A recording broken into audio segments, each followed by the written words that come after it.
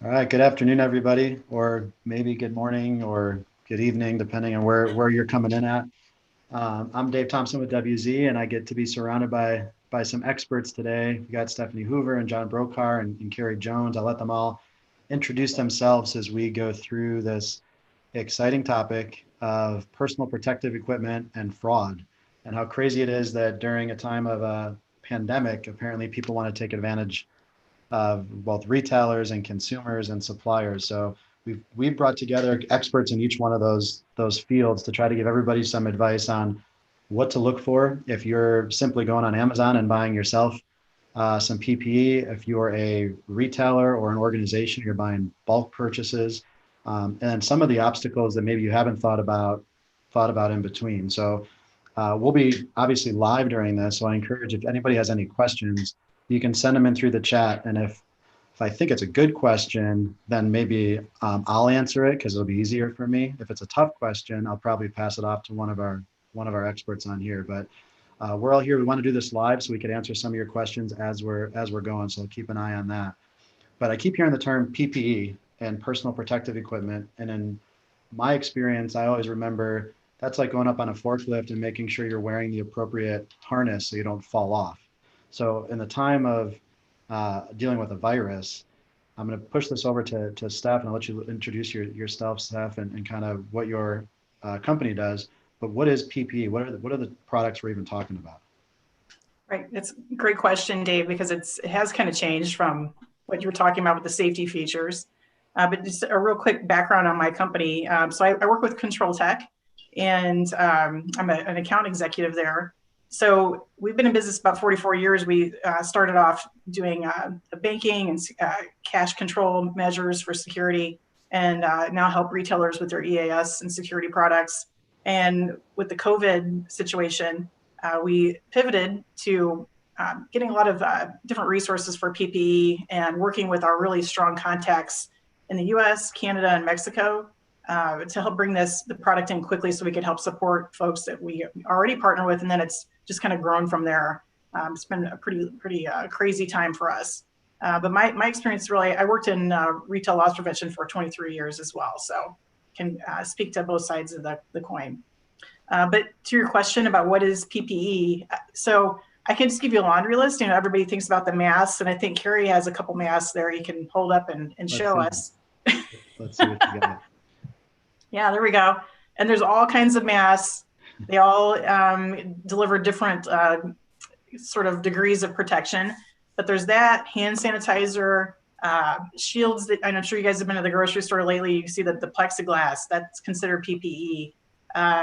Stands for hand sanitizer, hospital gowns, masks that you can wear. It's actually a plexiglass. So pretty much anything that protects you from the virus I would consider to be PPE. Yeah, that's good feedback. I had a nice fancy WZ mask to wear today. I got my haircut, which none of you recognized on the call, but I got my haircut finally, but they have to wear a mask and they zipped it and they cut my mask and it flung off my face. It was very dramatic. So, but I've seen masks is what I've always associated PPE with recently. So it's good to hear everything else that's being sold. But Cary, from your endpoint of trying to make sure businesses can stay open, Steph just listed a lot of these things. What are some of the priority items, I guess, that you're thinking about? We need these to be able to be open tomorrow to service our customers. Yeah, that's great. And I'm the vice president of loss prevention and compliance. I'm the compliance officer at VisionWorks. And, we, even though a lot of the states, when everything started, considered us essential. And in some states, they'll say, oh, hey, your healthcare. And some will say, well, your retail or your healthcare retail. And over the years I've worked with John, he would agree with that because he knows the business. It's a situation where we shut down a couple of weeks because we didn't have what we thought we needed in PPE. And the most important thing, I think, were the mask. And this is a KN95, and this is a surgical, and this is obviously just a cloth mask, and then this is a face covering, and trying to decide exactly what we needed and what was important. And when you look at it, the most important thing I think was the mask. And you think about that from a safety and a perception standpoint of a patient coming in, and if you have a doctor examining you and they're up close, and it's more than just saying is it one or is it two, as they go through and figuring that out. So to me, it's the mask, and everything that Stefanie mentioned is important, but that's really where it starts, because our associates are wearing gloves,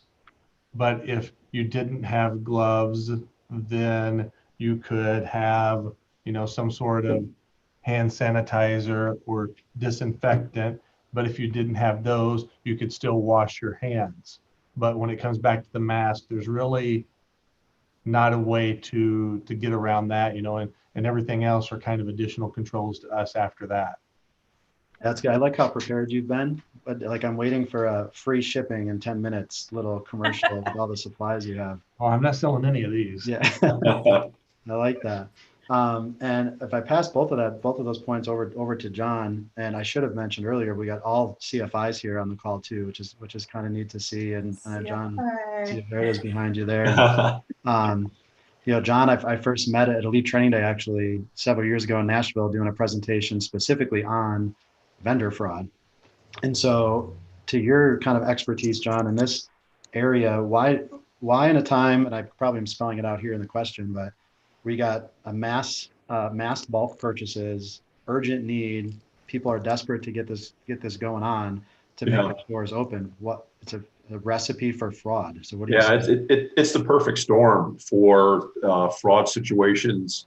I think right now, predominantly on the vendor side or the supplier side for those types of activities, because you have such incredible demand in a point where people have to have these products to get their business open, where they are now able to open them. So, to Cary's point, they were deemed essential, but think about all of the retail organizations and restaurants that have not been able to open, that now, as the stay-at-home orders are kind of going down, things are opening up. There's a tremendous demand for that material, and we're just seeing, an explosion of fraud cases related to that. Yeah. Well, so what I thought would be helpful for everybody, including me, is to kind of look at this from a logistical process, like the supply chain, essentially, of getting the supplies eventually to the end user. Starts with manufacturer and the supplier trying to figure out, how do we get this product, and then how can I provide it for the end user. So I'll start with Steph there. What happens on your end of working with manufacturers that I don't know if they're the same manufacturers you're using, or you would typically, a company would use for other products, or if you're also sourcing new manufacturers, but what does that look like? And then I'll let you and Cary kind of discuss, how do you then communicate that with the consumer on what due diligence you're doing in between, so that they feel confident on what to purchase. Right. I think, Dave, we do a lot of the same due diligence that a consumer would do when we work with a manufacturer. As much as possible, we try to keep things domestic just because it cuts down on lead time. But what we'll do is we'll work with people that we know already who are trusted, and they may make a referral to let's say it's a product that they don't manufacture, but it's a referral to someone they trust. So we do the same things that a retailer would do, and use our resources and get good referrals on folks, and make sure that we vet. We'll check on the factories, we do some research on them, and make sure that we send resources that we have locally to go check out the factories, make sure that the conditions are good. So yeah, we're not just buying sight unseen. We make sure that we do some background on it. Cary, what's that look like on your end? Because I'm sure from a retailer or end user, you're communicating with several vendors, not just looking at prices and bids and quantity, but also trying to figure out, do you have confidence it's good stuff that you're getting?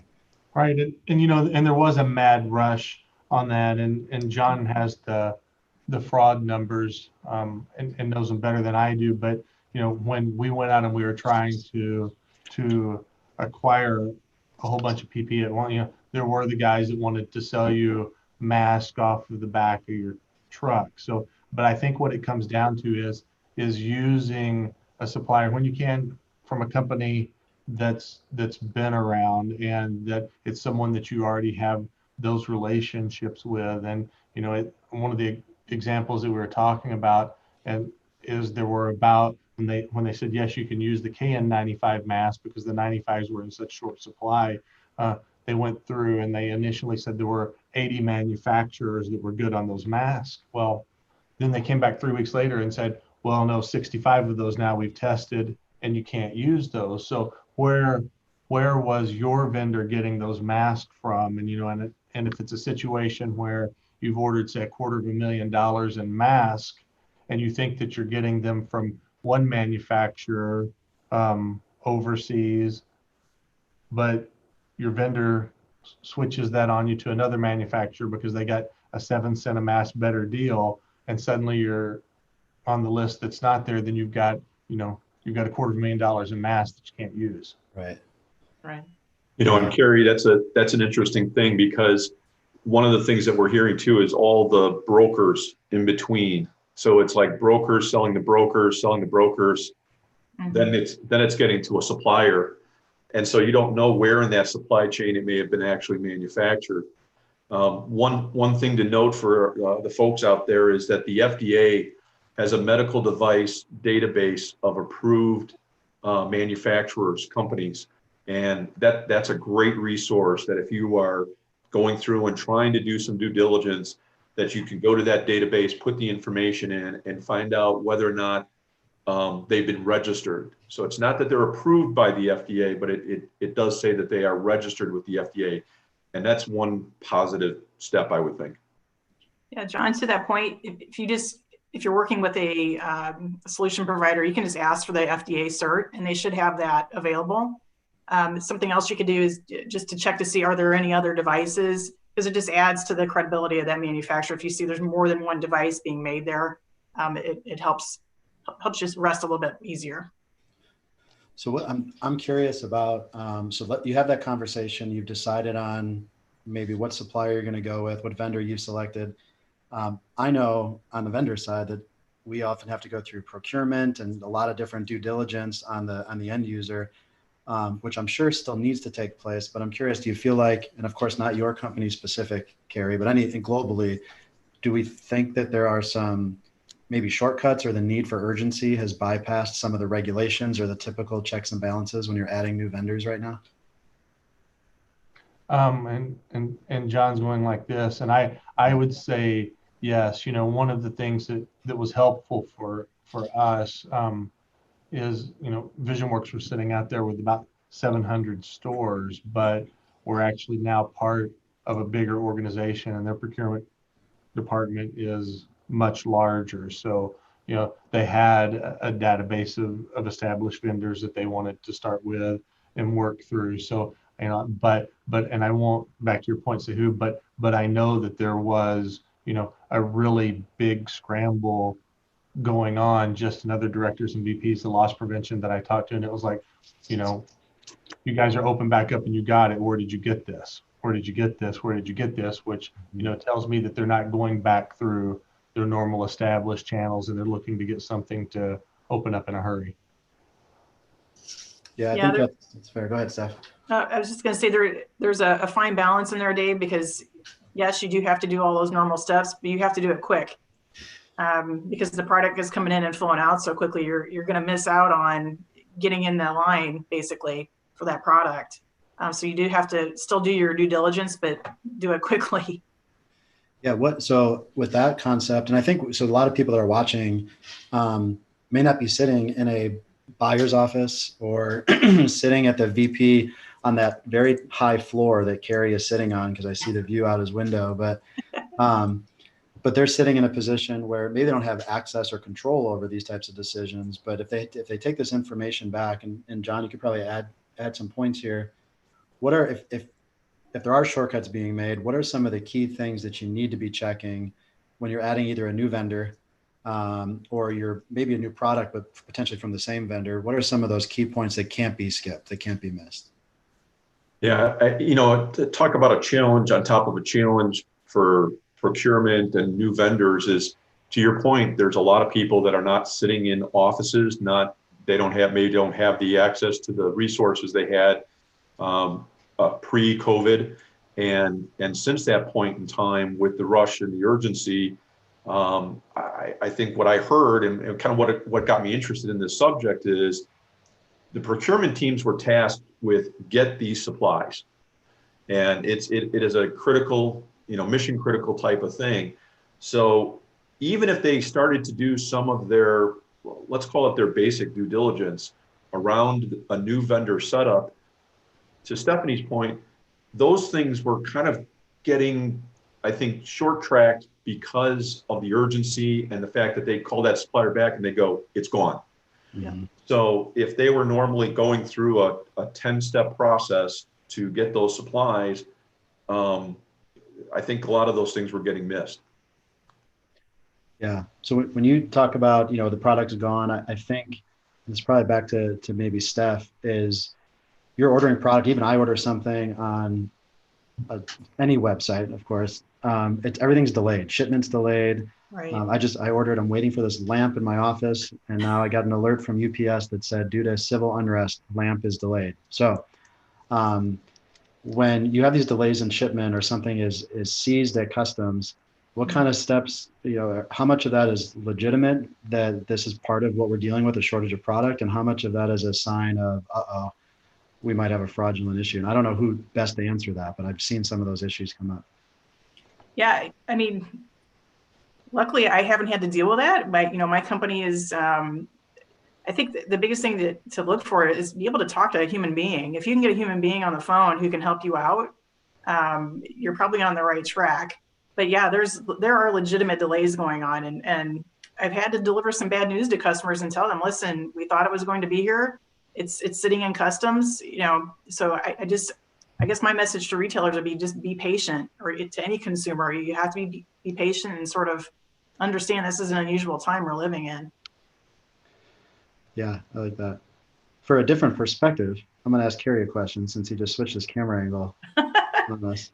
But I thought it was interesting as we were kind of talking about this issue and this topic, a little outside of the vendor fraud issue. Once you have the product, and we'll go back to some of the vendor fraud issues, because I'm curious. I got some more questions for John about that. But you have the product, so you've done all this work, all this due diligence, and I thought, Cary, you made a really interesting point earlier that this product is almost your most valuable asset at this point, because without the product, you may not be able to be open to sell your other products. So how are you employing whether it's an audit team or a loss prevention team, what's their role? How's that changed with monitoring PPE? And that's why I did switch over to this camera. I knew that question was coming in. My notes are right behind it. So here in a minute, I'll switch back. So because I didn't want to miss on this, and we decided it was our most valuable asset to stay open. I mean, and when you think about a SKU assortment in a store, you could lose a certain amount of your stock to damages or to shoplifting or anything, and you're still able to operate. But if you don't have the PPE where you're keeping your employees safe and you're working on keeping your customers safe, then it puts you out of business one way or another. So a lot of things that we did, we took our cycle count program, and interestingly enough, it's a cycle count program that I think John developed for the company 12 or 15 years ago. We took that exact same cycle count program, and it became the cycle count program, but instead of looking at Ray-Ban glasses or Nike glasses, we're looking at 95 mask and surgical mask and gloves by size and hand sanitizer and no touch thermometers in the store, and we're counting that stuff to make sure that we have the PPE that's open, and the stores are counting that at night, and they're entering it into their POS terminal, and it's coming in, and then the RLPMs are looking at the counts in the morning and saying what was a reasonable use for it in the day, and they're rolling those counts up, and we're tracking back to the president of the company daily what our weeks of on-hand and inventory are in those critical categories. And so everything that we flipped over to make sure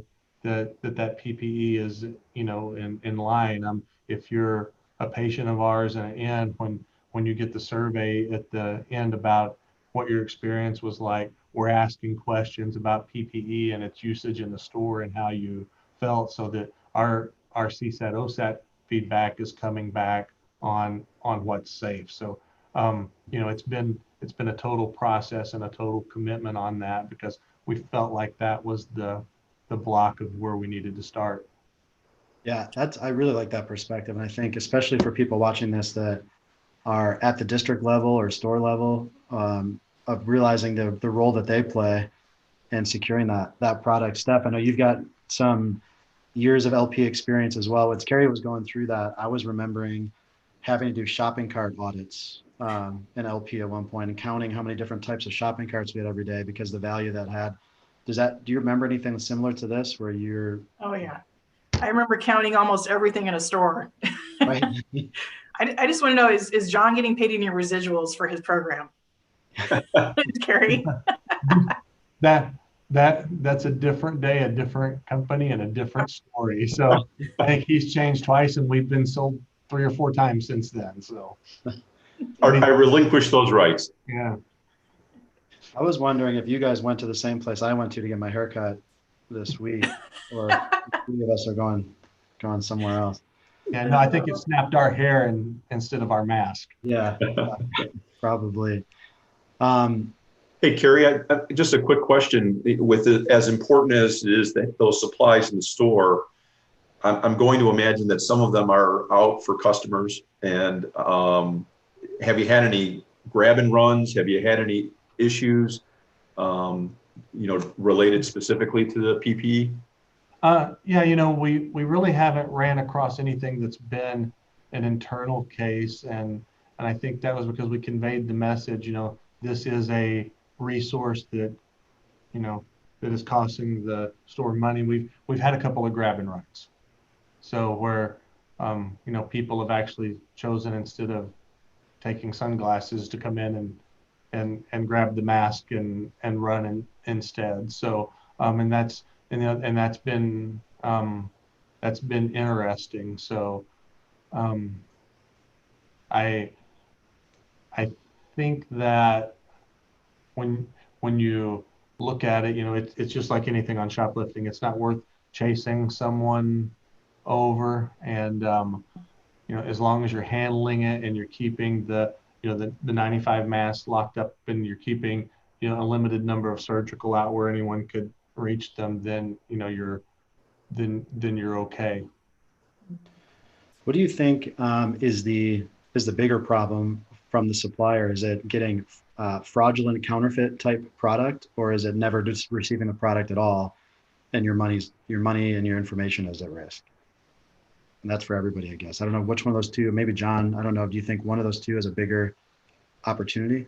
Well, it's interesting. I was reading an article out of a law firm in China that helps kind of broker deals, and they were going through is it NIOSH requirements? Yes. Steph, is that what it's called? NIOSH requirements? Mm-hmm. And going through and finding that 9 out of 10 of the certifications were fraudulent, were fakes. Mm-hmm. And so, you compile that with the counterfeited merchandise. So there's that whole channel of issue of you're getting product that really doesn't meet the requirements. And almost more importantly, one of the things that they said was the requirements in the US may be slightly different than they are in Italy and in Spain. And so what they're seeing is that a lot of the product coming out of China is listing that it meets the international standards. Well, there isn't an international standard for that. So that's absolutely an issue. Is what is it that's coming? Its certification, its authenticity, so to speak. So that's definitely an issue that people have to look at.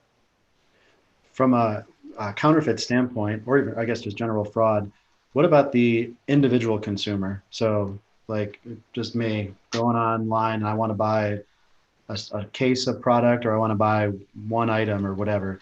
What are some just key takeaways of, hey, this website doesn't look right, or this account looks a little fraudulent? Because I'm sure we're just as vulnerable as a big company at this point. Yeah, I think you're on the right track there, Dave. does it look shaky? Does it look shady? It should have professional photography, done on the items. They shouldn't be blurry and like a wad of mass sitting there. It should look nice. There should be multiple products, and just a well done website. And if you're buying it on a site like Amazon, there should be lots of ratings on it. And I stroll through Amazon every now and then looking at the items just to see what's on there right now. And you should be able to find the website. So if it's a company, you should find the company name and then be able to go and do some Googling and find that company on a website somehow. So those are just some little quick things that a consumer could do if they're making a personal purchase. I don't know if you guys had any other thoughts.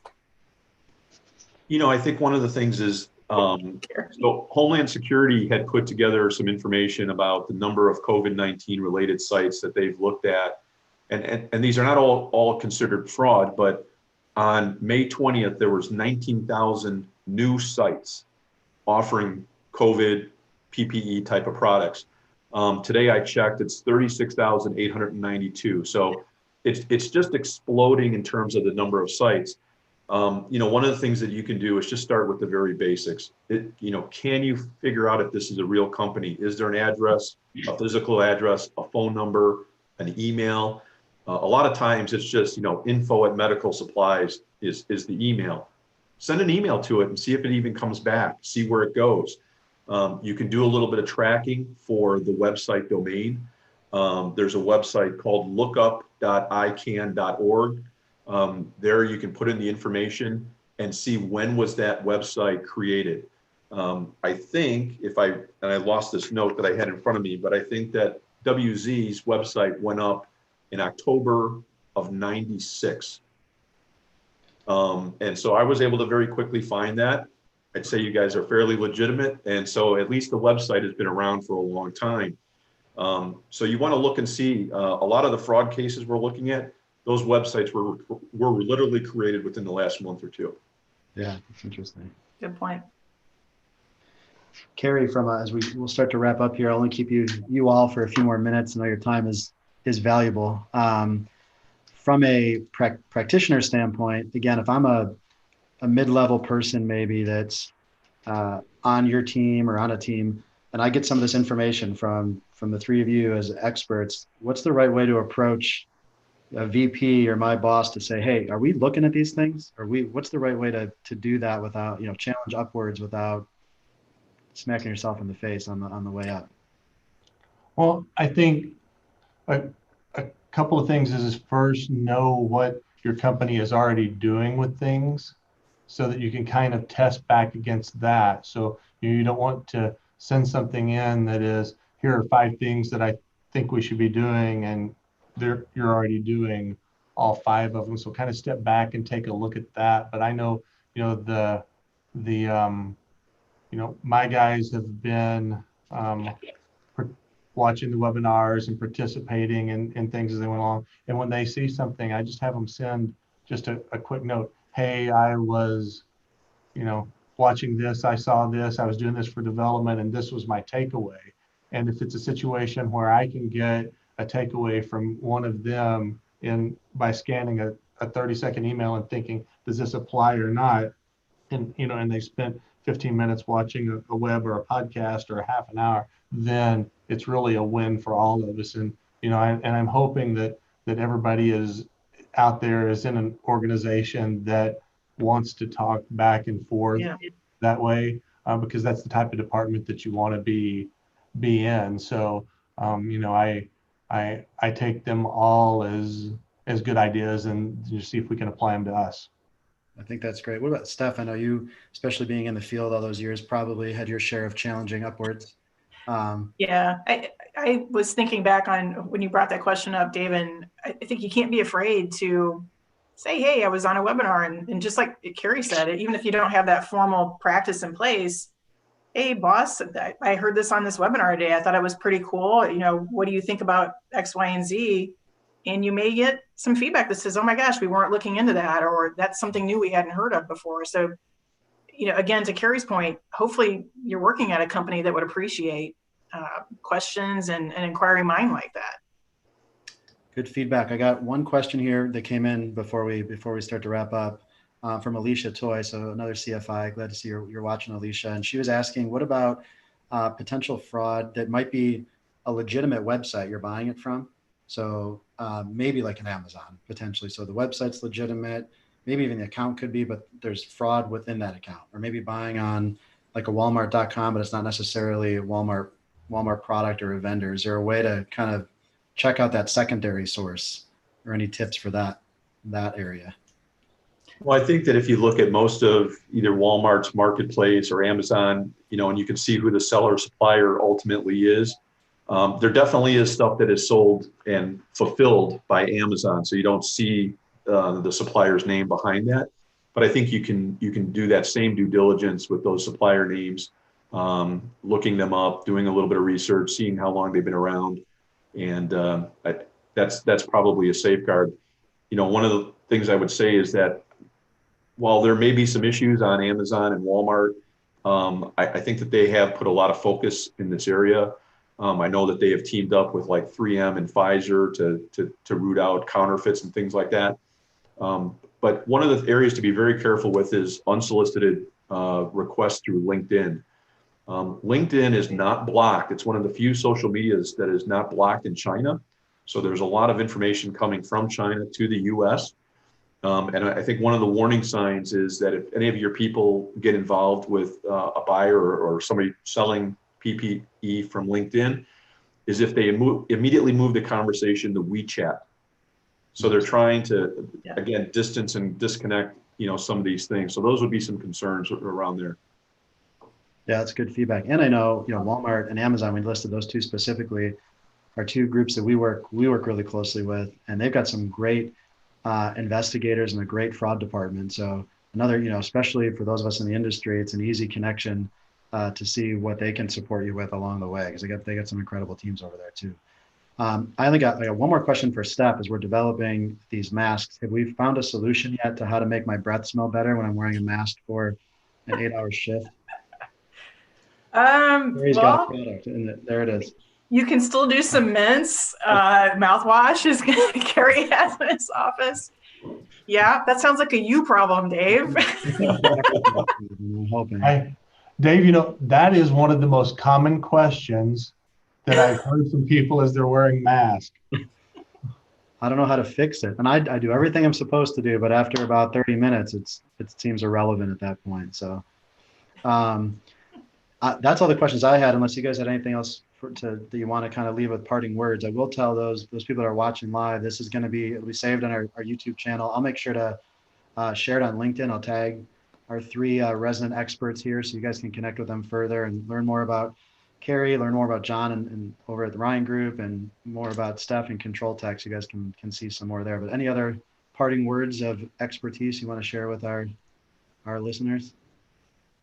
Just good luck and stay safe. Yeah.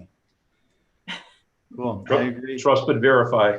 Trust but verify. Yeah, I think that's good. And I think one thing we were just discussing before we kind of kicked off is, even when this urgent need to purchase these supplies now is over, on the decline, there's a lot of fraud that could be occurring right now that we might identify 6 months or a year from now. So not forgetting to use those same tools we just talked about and look backwards. Now is a great time, if I'm a dishonest buyer, or in procurement, to create fraudulent vendor accounts and to create these relationships that are illegitimate. So I think even once this is past us, the fraud isn't past us yet. So maintain that due diligence. Thank you all. We got some thanks coming in on the chat for all of your insight and your time. So I appreciate it. So stay safe. Cary, enjoy switching your masks up for the rest of the day. I'm going to go buy one. I know where to buy it from. I'll send you one. Yeah. All right, thanks, everybody. Have a great day. Bye. Thank you. All right. Thank you, Dave.